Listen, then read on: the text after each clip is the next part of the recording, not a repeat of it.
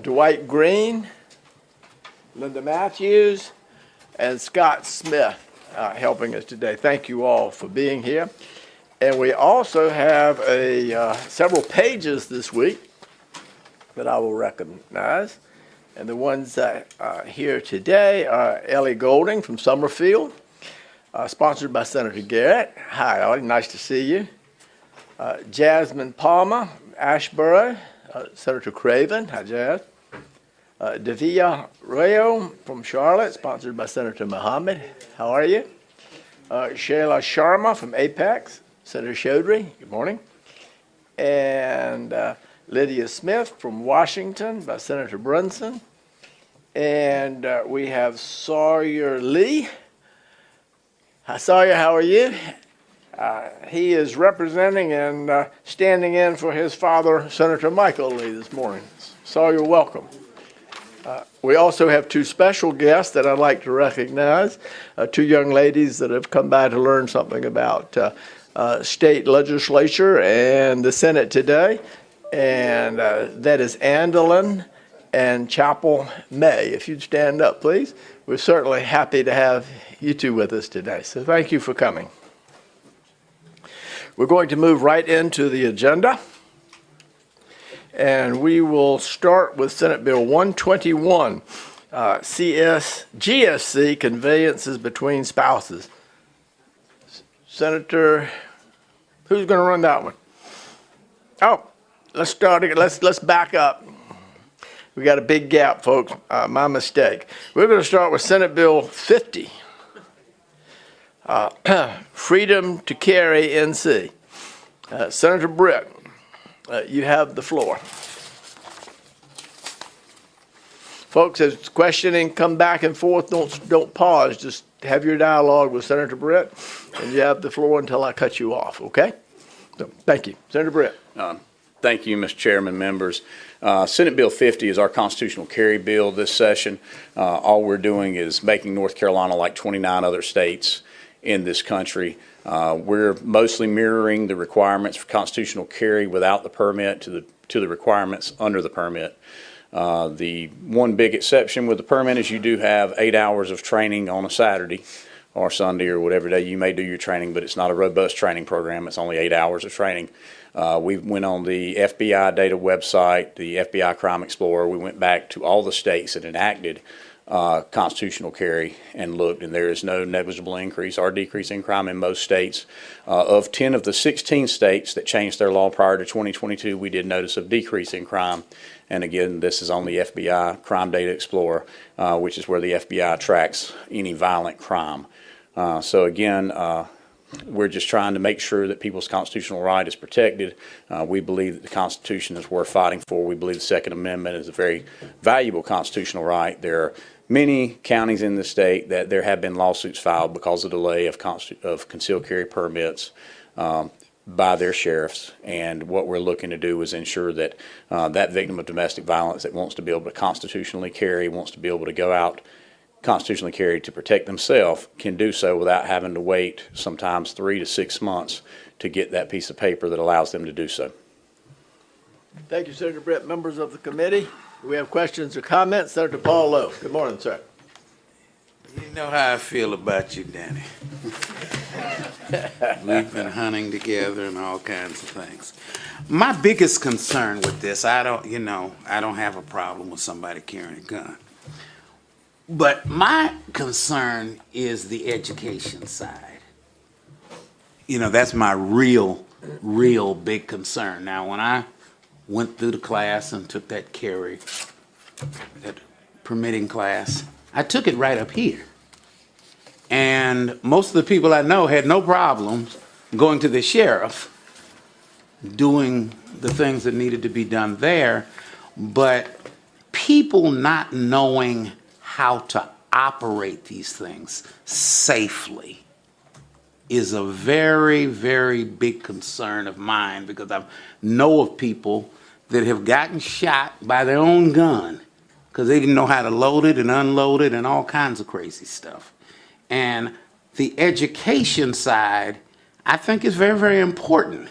And if we don't have a process for that, it's unsafe.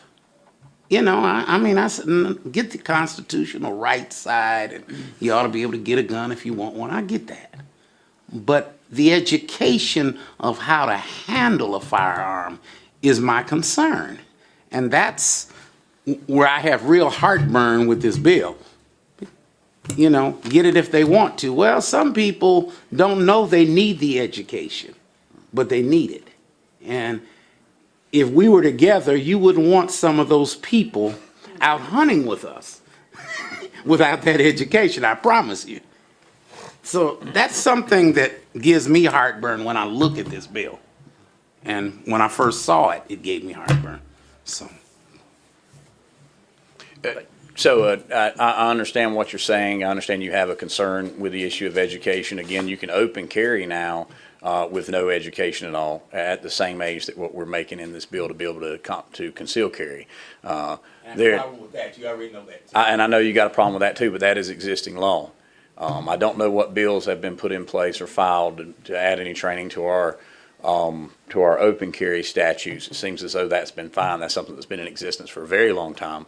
I believe that the amount of training that most folks would get is negligible. And what, again, we're talking about citizens that are law-abiding citizens carrying guns. We're not talking about the folks that are going to disregard our existing gun laws and carry concealed, because those folks are doing it now. What we're doing is making it easier for our law-abiding citizens to constitutionally carry. And most of those folks, I believe, are adequately trained to handle a firearm. Senator Mayfield. Thank you, Mr. Chair. So last year, we removed the requirement for the local background check for people to carry firearms. Tell me what this does that's different than that. So what we did last time is we eliminated the pistol purchase permit. So what the pistol purchase permit did is it was a mother may I, if you will, to your sheriff to get a piece of paper to be able to take to buy a handgun. Okay. If you had a constitutional carry permit, you didn't have to have that pistol purchase permit. There was no, under existing law that we changed, there were no requirements other than your sheriff just had to say yes or no. All the mental health checks, the NICS background check, all that stuff that happens at purchase still happened at purchase when we eliminated the pistol purchase permit repeal. So what that was the paper document you get from your sheriff to be able to make a purchase of a handgun. What this allows for someone to conceal carry on authorized places. Again, private property owners still have the right to post and disallow. There are also many places that due to federal law you're not allowed to conceal carry, and all that's still in place with this. This is just saying that someone can carry concealed as long as these many criteria are met as far as what their record is. That would allow them to constitutionally carry under, or would allow them to carry under a concealed carry permit. Follow up? And on the education question, I hear Senator Lowe expressing concern that maybe there's no education, but I thought I heard you say in the introduction to the bill that there is an 8-hour education requirement. Is that? So on the concealed carry permit, that is the only way you can conceal carry now, existing law, there is an 8-hour class. Of that 8-hour class, only about an hour of that is range time. You shoot 30 rounds from a handgun. That's what the class is. You sit there and watch videos about use of force for the most part, but as far as the curriculum as required, that's what's required under the concealed carry permit is minimum 8 hours currently. And the argument that that's, I don't think the training requirement is necessary. Okay, and I don't think that the 8-hour that exists now is significant enough to take someone from a point of, being unsafe to being safe just in those 8 hours. Firearm safety and the ability to use a firearm safely is something that takes years of training, not just through an 8-hour class. But I believe that the people that are constitutionally carry legally are going to be responsible enough to handle those firearms safely. And again, we're talking about law-abiding citizens. We're not talking about the folks who are convicted felons that are possessing firearms, that are concealing firearms now. I mean, the people that follow the guidelines that we lay out for constitutional carry are law-abiding citizens, not the criminals. Is that it? Senator Ralph Heiss. Thank you, Mr. Chairman. Danny, thank you for this bill. I will continue to get and renew my concealed carry permit even after this bill, because I might travel to South Carolina, Florida, and it sure makes the purchasing process a whole lot easier to be able to present your concealed carry permit in that. But given what I hear for the objection, I really just wanted to ask an attorney a question. Can you name any other constitutional right in which we would require government education before you could exercise your right? I know of none, including voting. Thank you. Senator Mayfield. Senator Mayfield, I do. We require women to go through all sorts of education to seek a legal, safe abortion in this state. further questions or comments from the committee? Seeing none, we have several people, members of the public who would like to speak. If you have not signed up, please do. The Sergeant at Arms will assist you in turning on the mic. We will try to give you all 2 minutes to speak. And we are going to start with Ken Stallings. Please introduce yourself and tell us who you represent, Mr. Stallings, and welcome. Hello, my name is Ken Stallings. Thank you to the Senate Rules Committee. I represent Grassroots NC. So I appreciate the Senate leadership and the bill sponsors taking up the bill. 29 states have already approved this, and will be number 30 hopefully. And none of those states have problems been documented in the past, over the past 5-6 years. And then none of those states, we also encourage training, but lack of training and requirements has not been a problem in any of the other states. As a keynote on training, when you go to the concealed carry permit class, you may train on a revolver, you may train on a semi-automatic pistol. That doesn't matter. What you carry, you can carry anything. It's legal. The Crime Prevention Research Center has noted a significant decline in murder rates in permitless carry states. And I would like to thank you for your time and strongly urge the committee to give Senate Bill 50 a favorable report. Thank you. Thank you. Karen Rains. Good morning. Good morning. My name is Karen Rains. I represent Grassroots NC and Conservative Advancement Network. The bottom line is I should not have to request the government's permission to exercise my civil constitutional right. Moreover, when a criminal opens fire, the call to law enforcement is a call for a person of good intent to stop the carnage. Allowing a good citizen to permitless carry enables one to fulfill that role until law enforcement arrives. With respect to my own personal protection, at 5'0" and 100 pounds, I need as much of an equalizer as I can get. Therefore, that's why I rely on God and my Ruger for my protection and put my trust in them. Your passage of this bill would allow me to do so, and I would thank you for that. Thank you.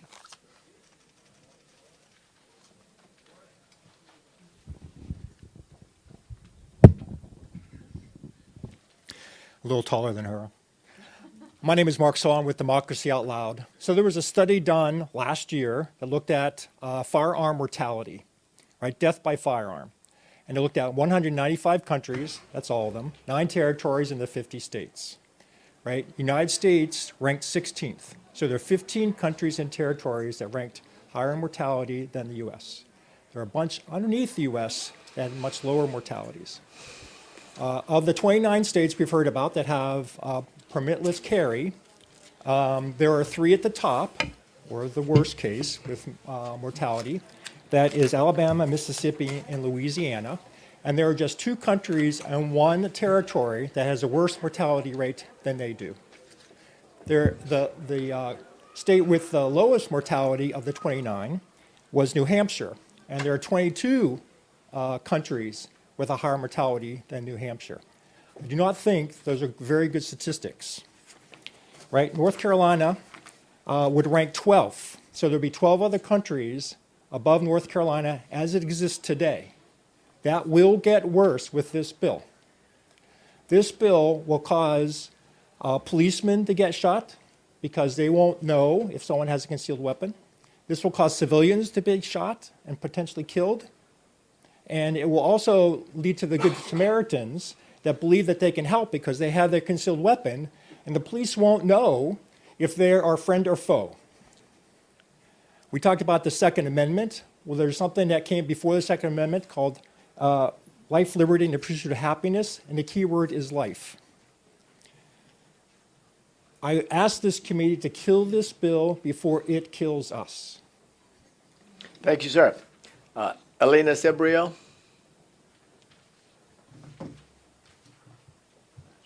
Sebrio. My name's Elena Siberio. Why turn Raleigh into Dodge City, the Wild West, where the law was the person with the gun? This would just lead to lawlessness, outlaws, and the myth of the American frontier. These are all the reasons and facts why I am vehemently against this bill. Leading cause of death, firearm violence, leading cause of death among North Carolinians ages 1 to 17. Cost. Deaths and injuries due to gun violence cost in North Carolina are an estimated $19.5 billion annually. Rural versus urban. The gun suicide rate in rural counties is nearly twice that of urban areas. Domestic violence. In 2021, there were at least 208 domestic violence-related homicides in North Carolina. 70% were by firearm.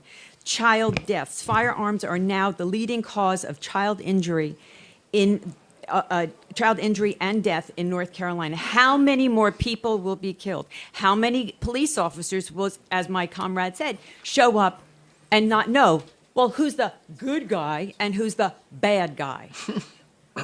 This bill would create an atmosphere where we would urgently need to hire more police, build more prisons, expand the security carceral state. This bill will kill people. Why return North Carolina to 1850? We already have the highest death rate by gun in the world, this country. What's the public benefit for doing this? So as a woman, I would have to sit through training mandated by the state to have an abortion. But no one has to go through training, have background checks. They can just walk away with a gun and shoot my head. Thank you, Ms. Sebrio. Sarah Kettle. Good morning. Good morning. Actually, I think it's afternoon now. But thank you for holding this hearing today. I'm Sarah Kettle, and on behalf of the National Rifle Association, I would like to communicate our general support for permitless carry.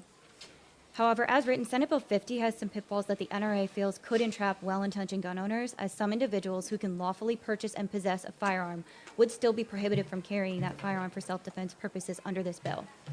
NRA supports expanding freedoms for law-abiding gun owners and taking comprehensive steps in the right direction so North Carolinians can freely exercise their constitutional rights without having to first arbitrarily obtain permission from the government.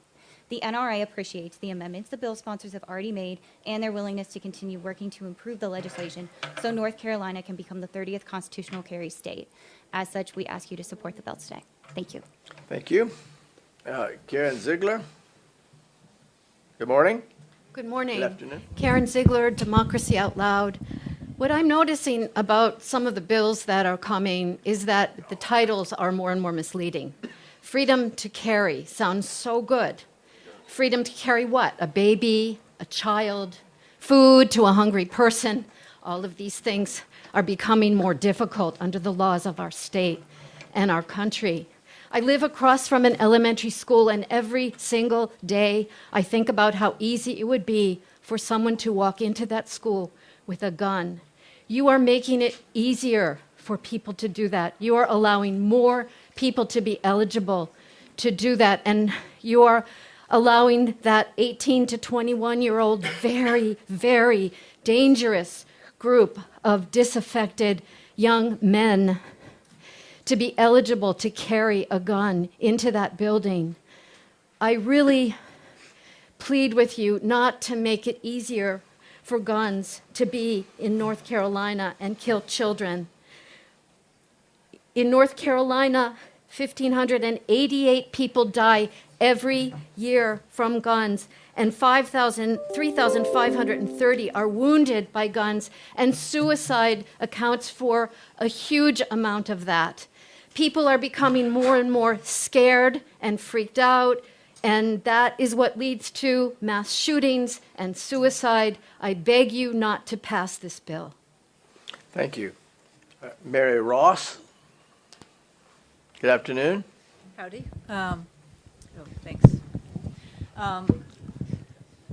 And I reorganized, so I'm speaking as a citizen who's been involved with community, all kinds of community activism and support for my community for quite a while. And when you introduced the bill, I rearranged what I thought in my head, because you mentioned domestic violence victims as a beneficiary of this bill. And I'm not representing a particular organization, but I did a volunteer work. I was a volunteer for about 10 years on a crisis line for domestic violence and sexual assault. And I never, ever heard a victim of domestic violence wanting a gun. They were worried about the people, their attackers, who had guns and would have them concealed carry. So I think that's really a false flag, making it sound like some sort of virtuous thing. But in reality, you're not protecting women or children or anything like that. So, and that's it. Please do not pass this legislation. Thank you. Denise Sturdy. Good afternoon. Good afternoon. Hello, my name is Denise Sturdy. I'm just a person. I'm not representing anybody. Yesterday at the Judiciary Committee, we heard from 2 law enforcement officers who are against this bill, and one of them was a Raleigh police officer who had a great story about how this bill would hurt her in her job. So I was going to talk about who benefits, but I think they covered that really there is no benefit to this bill, especially for law enforcement officers. But then I saw it come up again today, and I thought, well, my stars, what's the rush? What's the hurry? There were questions about fixing the process, and other people had questions about the contents of the bill, and it shows up again today.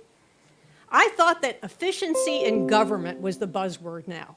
We want to be efficient with our government resources. And this is what you give priority to?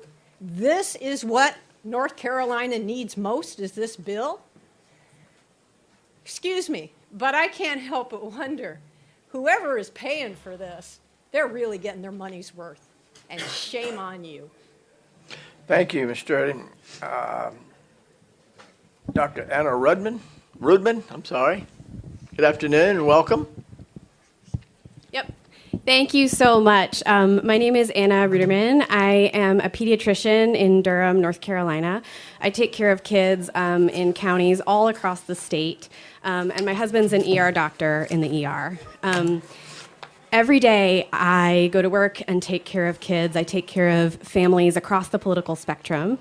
I talk to them about gun safety in the visits and about making sure that there are locks on guns, because I've seen toddlers and others get harmed. But what I really want to talk about is my husband. I am afraid every day when he goes to work. I don't know, how many people in this room have done CPR? Okay, so a couple people have done CPR.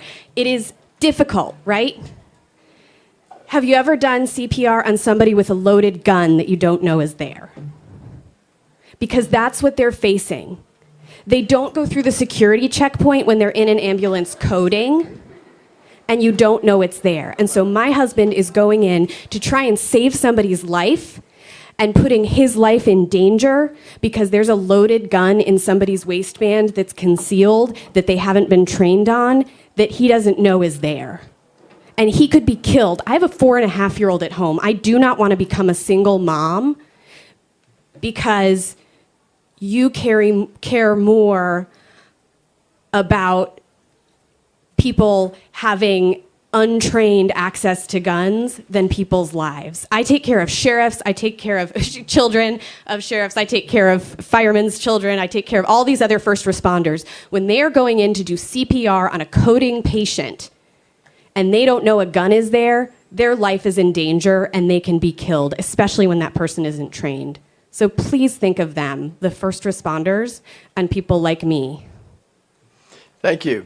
Is there anyone else in the audience who has not signed up who would like to do so? Seeing none, members of the committee, Senator Chaudhry, you have the floor. Just a clarifying question.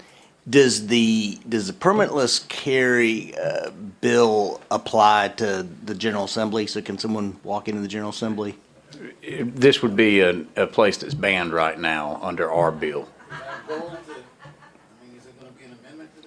Well, I mean, right now, you can't conceal carry in here even if you're a concealed carry holder.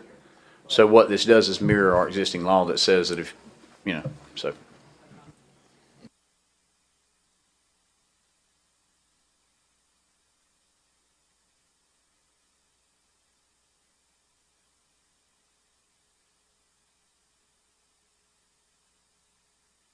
All in favor will please say aye.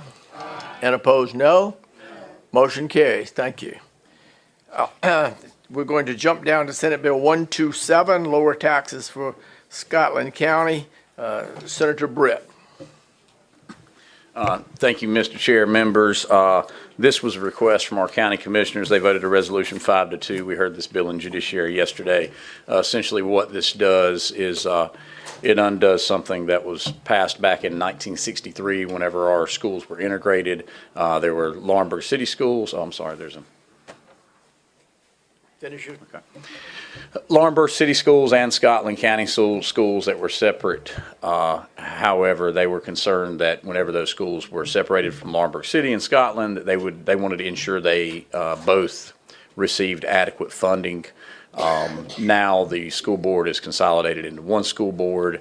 We have the highest tax rate in the county at 99 cents on the dollar, and the reason is under this law that was passed in 1963, essentially the school board gives a budget to the county commissioners. They have no ability except to accept that budget that they receive from the school board. Every other county in the state operates under 115C, which basically says that the school board presents a budget and they work with the county on what the budget is. Our county, the way the statute was written, and it was written in order to ensure fairness in funding in schools whenever they were integrated, basically says that the funding within that, they're doing it again. I'm good. That's it. Thank you, Senator Britt, for bringing the whole wagon of hay. We all appreciate that. Always do. Any discussion or debate from the members? Does anyone in the audience care to speak? Seeing none, we have a motion for favorable report from Senator McInnes on Senate Bill 127, lower taxes for Scotland County. All in favor will please say aye. Aye. And opposed, no. Motion carries. Thank you. Senate Bill 121, that's where I tried to start. GSC conveyances between spouses. Senator Gailey, good morning. You have the floor, ma'am. Thank you, Mr. Chairman. This is General Statutes Commission, GSC conveyances between spouses.